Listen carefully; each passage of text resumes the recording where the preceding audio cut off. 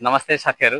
पोर्चुगलमा driving licence निकाल्ने सिलसिलामा theory कसरी पास हुने भन्ने प्रसङ्गमा मैले अगाडि तीनवटा कुरा बताइसकेको छु।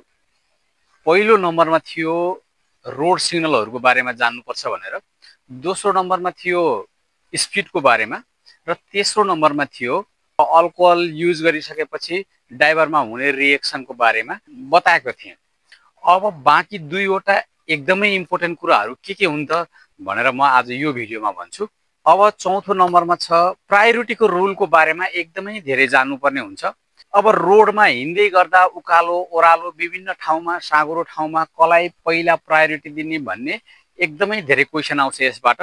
हाइवेमा जाँदै हुनुहुन्छ, एम्बुलेन्स आयो, एम्बुलेन्सलाई प्रायोरिटी दिने कि नदिने, पुलिसको गाडी आयो प्रायोरिटी दिने कि नदिने, अथवा इन्टरसेक्सनमा प्रवेश गर्दै हुनुहुन्छ भने राइट साइडकोलाई प्रायोरिटी दिने कि नदिने, इन्टरसेक्सनमा अरू थुप्रै गाडीहरू छ, कुन पहिला जान्छ, कसको फर्स्ट प्रायोरिटी हुन्छ, यिनी प्रायोरिटीको बारेमा एकदमै धेरै जान्नुपर्ने हुन्छ।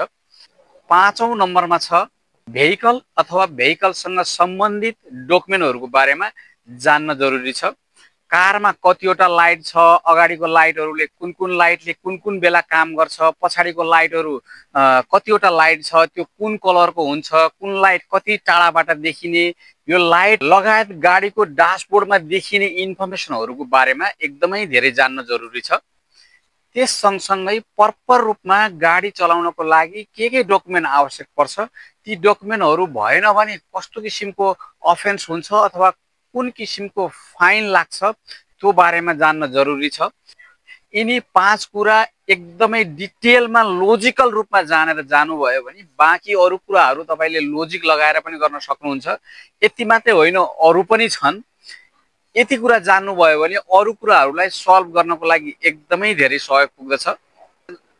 इन्ट्रेस्टेड साथीहरू अथवा नयाँ लाइसेन्सहरू लिन खोज्नु भएको साथीहरूलाई यो भिडियो फरवर्ड गरिदिनु होला।